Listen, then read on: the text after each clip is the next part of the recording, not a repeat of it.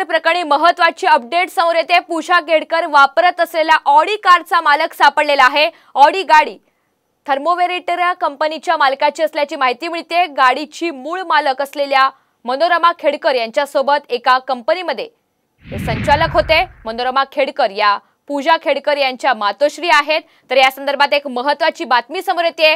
पूजा खेडकर वापरत असलेल्या ऑडी कारचा मालक सापडलेला आहे। मला काही नोटीस बजावली आहे का?